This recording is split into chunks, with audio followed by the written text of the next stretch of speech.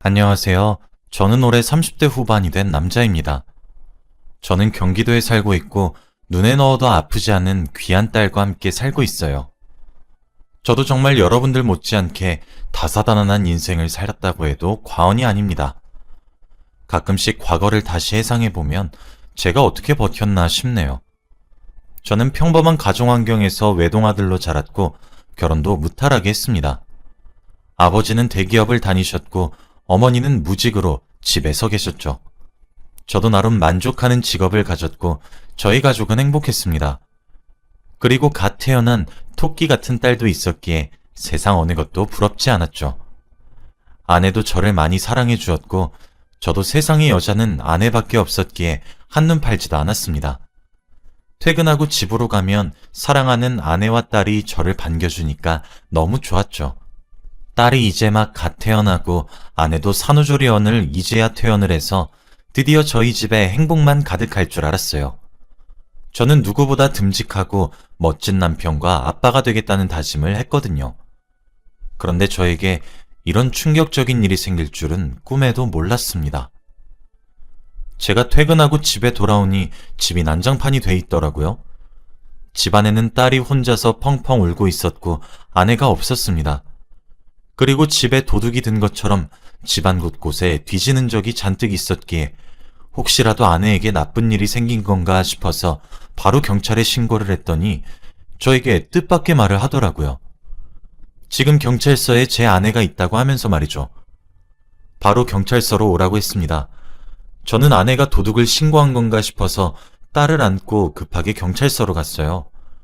그런데 아내는 경찰의 조사를 받고 있었습니다. 저는 영문도 모른 채 갑자기 일어난 상황이 이해가 되지 않았고 경찰에게 설명을 해달라고 했죠.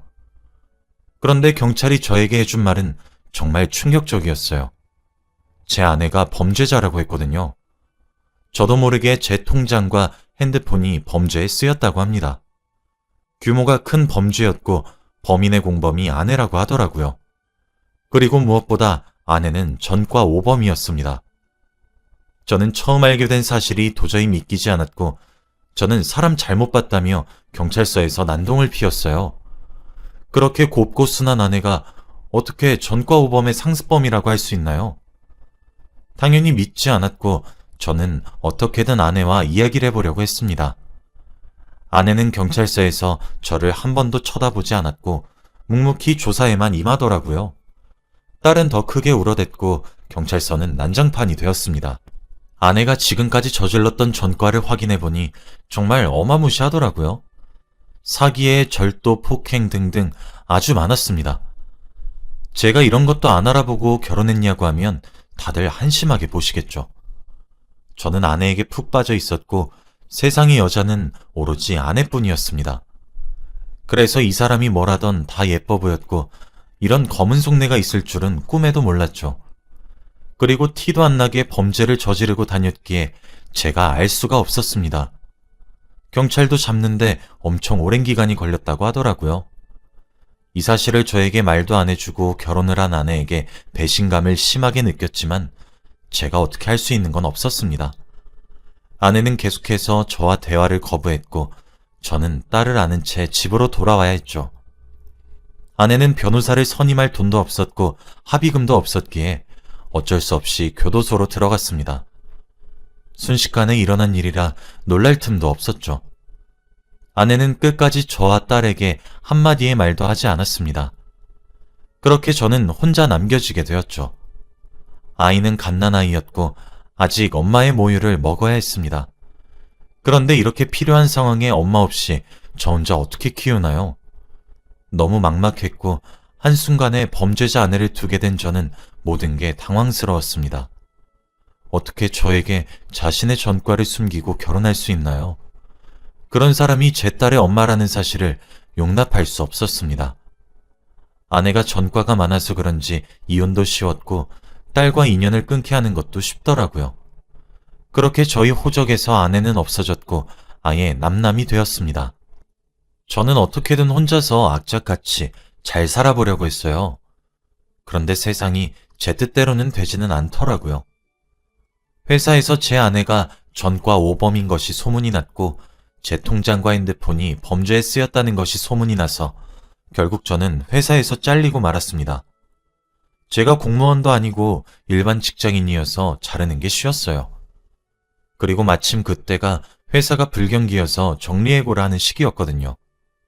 한순간에 아내도 잃고 직장도 잃으니까 세상이 너무 막막하더라고요.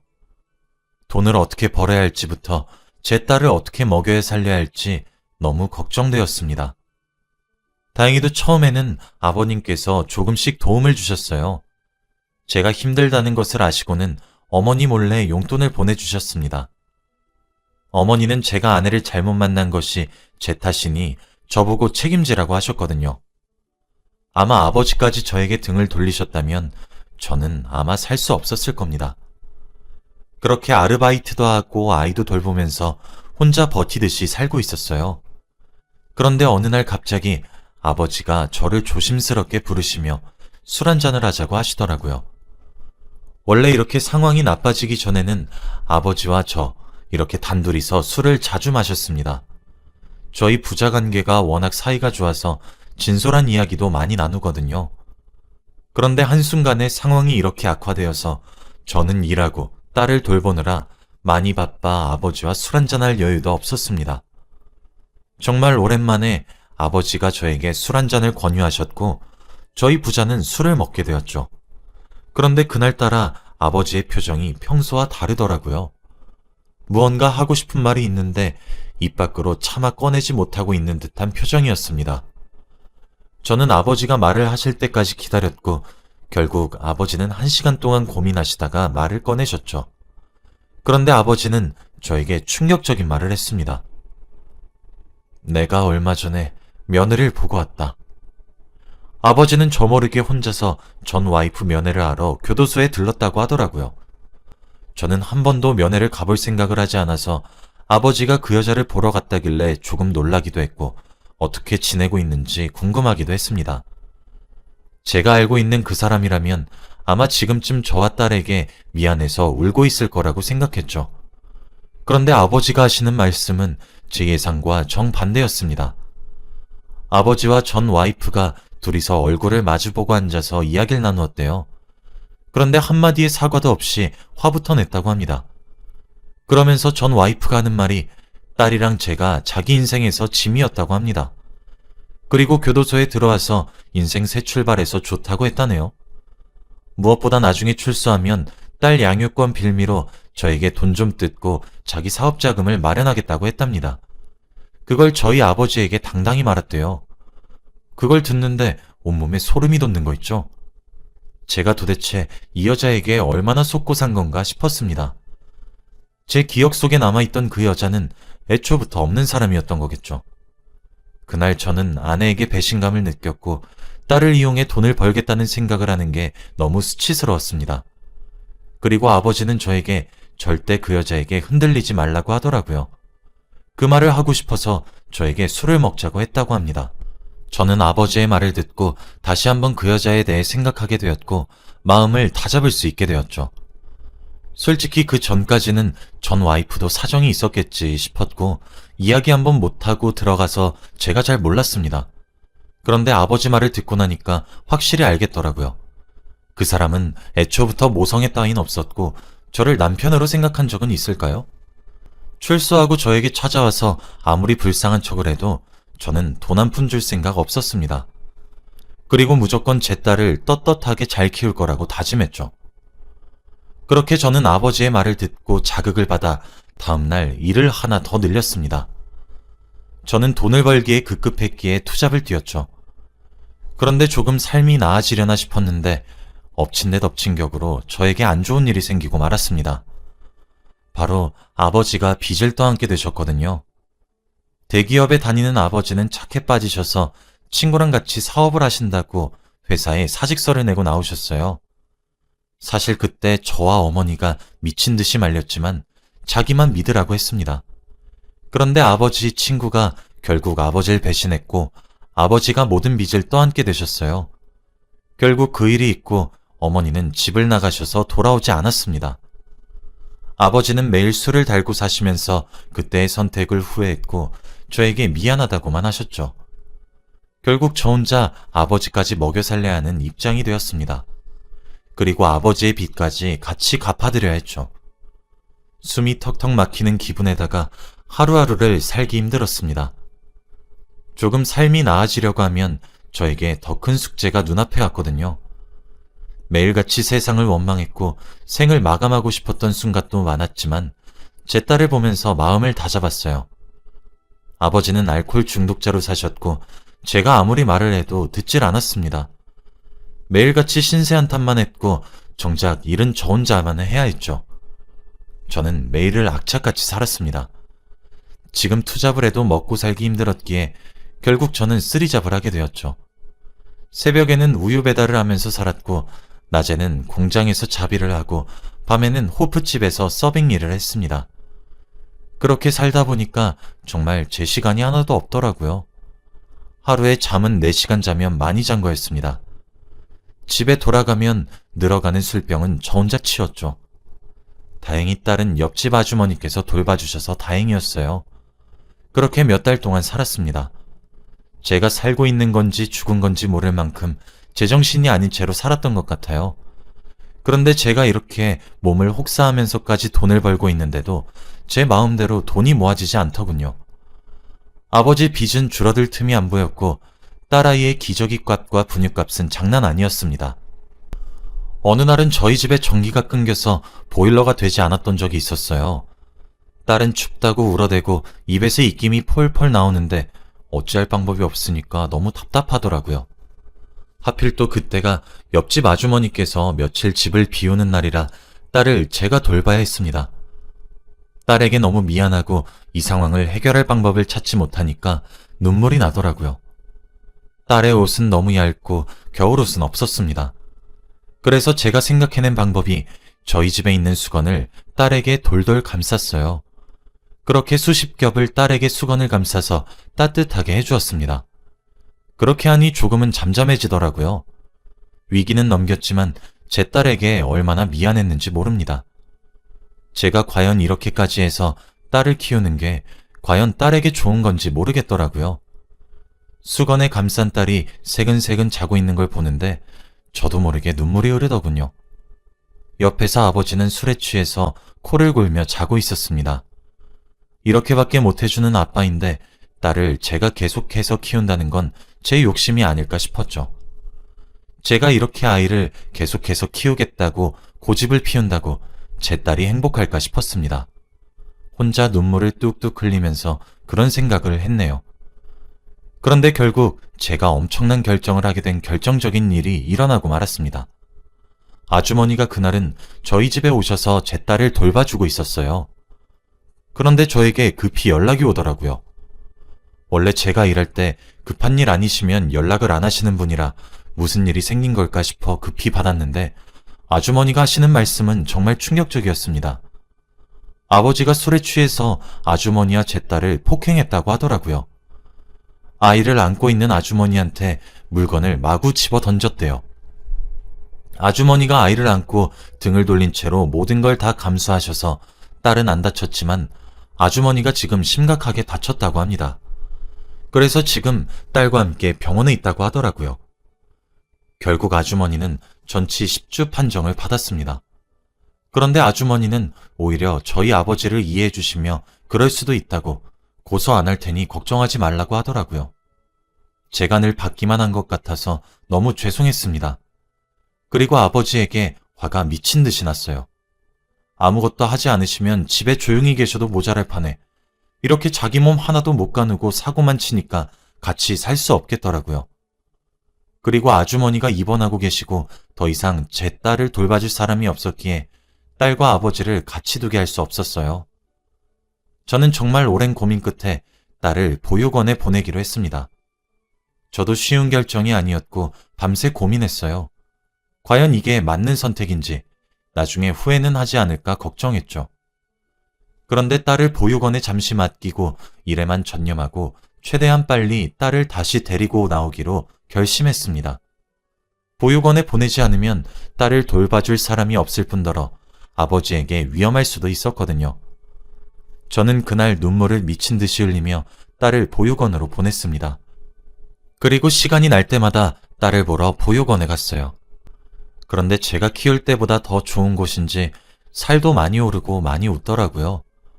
이렇게 웃는 게 예쁜 아이인데 그동안 제가 고생시켜서 많이 못 웃게 한 것 같았습니다. 아무튼 저는 딸을 보면서 일을 더 열심히 하기로 했고 아버지는 여전히 술만 먹으면 난폭해졌어요. 그런데 더 놀라운 건 술이 깨고 나서 자기가 했던 일을 기억하지 못합니다. 정말 최악이었어요. 저는 모든 것을 싹 다 포기하고 오로지 딸만 데리고 나가겠다는 생각 하나로 일에만 전념했습니다. 정말 온몸을 혹사하면서 일을 했어요. 하루하루 쓰러질 것 같을 때마다 죽으림을 다해 정신을 붙잡았습니다. 머릿속에 오로지 딸만 생각하면서 말이죠. 그런데 결국 스스로를 너무 혹사하니 건강에 이상 신호가 왔습니다. 간이 안 좋아지기 시작했어요. 최근 들어서 얼굴이 조금 노래지고 소화가 잘 되지 않아서 병원에 소화제를 처방받으러 갔는데 조금 더 큰 병원으로 가보라고 하더라고요. 그래서 조금 두려운 마음에 가보니 간이 좋지 않다고 합니다. 지금 당장 일을 줄여야 하고 병원에 입원해서 치료를 받아야 한대요. 여기서 더 심해지면 간이식까지 받아야 할 수도 있다고 했습니다. 저는 그 말을 듣는데 정말 청천벽력이었어요. 머릿속에서 제 딸의 얼굴이 스쳐 지나가면서 하늘이 무너지는 것 같더라고요. 딸을 데리고 와서 당장이라도 같이 살아야 하는데 이렇게 건강까지 좋지 않다뇨. 그날 앞으로 어떻게 해야 할지 수많은 생각을 하면서 집으로 돌아갔습니다. 그날은 일도 손에 안 잡히고 집에 들어가서 조금 휴식을 취하고 싶어 평소보다 조금 더 집에 일찍 들어갔어요. 원래라면 딸의 얼굴을 보고 들어가는데 그날은 그것도 조금 힘들더라고요. 그런데 집에 들어갔는데 왠지 모르게 고요한 겁니다. 원래라면 거실에 술을 먹고 누워 계시는 아버지가 있어야 하는데 아버지가 보이지 않았어요. 혹시 밖에 나가신 건가 하고 신발장을 보는데 아버지의 신발도 있었습니다. 혹시라도 술을 먹고 방에서 쓰러진 건가 하고 방 곳곳을 둘러보며 아버지 이름을 불렀는데 안방문을 열고 들어가는 순간 아버지와 눈이 마주쳤어요. 그런데 아버지의 손에는 제 통장이 쥐어져 있었습니다. 제가 딸과 같이 나가서 살기 위해 월급을 꼬박꼬박 모아둔 통장이었어요. 아버지는 저에게 들켰다는 듯이 화들짝 놀라셨고 그 통장을 떨어뜨렸죠. 저는 한순간에 모든 상황이 이해가 되었습니다. 아버지는 제 통장을 가지고 도망가시려다가 걸리고 만 거죠.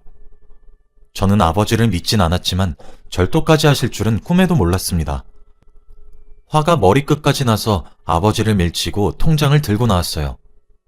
아버지는 그런 거 아니라고 저에게 미안하다며 자기가 잠시 미쳤다고 빌며 사과했지만 저는 이미 마음이 떠나갔습니다. 어떻게 친아버지라는 사람이 제가 이렇게 고생하며 번 돈을 가져갈 수 있나요? 그리고 이제 간도 안 좋아서 제 딸이 평생 혼자서 써야 될 돈일 수도 있는데 말입니다. 저는 바로 그 집에서 나왔고 딸을 보러 갔어요. 도저히 딸과 떨어져서 사는 삶은 못 살겠더라고요. 돈을 벌어도 아무런 의미가 없는 것 같았습니다. 그래서 제가 지금까지 모아둔 돈으로 딸과 둘이서 살기 위해 작은 방을 구했어요. 누추했지만 그래도 딸과 함께 있으니 너무 좋았거든요. 거기서 출퇴근을 하며 살았고 어느 날 짐을 챙기러 집에 들어가니 역시나 아버지는 술에 취해서 누워 계시더군요. 그렇게 마지막으로 그 집에 방문하고 나왔습니다. 그 뒤로 단 한 번도 간 적이 없어요. 저는 더 이상 몸이 나빠지기 전에 최대한 빨리 간 치료를 받아야 했기에 입원을 했습니다. 초기에 빨리 치료를 해야 나중에 더 빨리 돈을 벌 수 있다고 생각했거든요. 다행히도 베이비시터를 구할 수 있어서 다행이었습니다. 베이비시터가 제 딸을 데리고 병원에도 자주 와주셔서 딸과 같이 셋이서 입원을 한다고 해도 과언이 아니네요. 그래도 어느 정도 모아둔 돈이 있어서 정말 다행입니다. 아버지와는 연락을 하고 있지 않아요. 어떻게 살고 계시는지 궁금하지도 않습니다. 그리고 곧 아내가 출소하는데 절대 아이 안 뺏기고 못 만나게 할 거예요. 아무리 불쌍한 척을 해도 받아주지 않을 겁니다. 제 이야기는 여기까지입니다. 여러분은 저 같은 일 겪지 않으셨으면 좋겠어요. 들어주셔서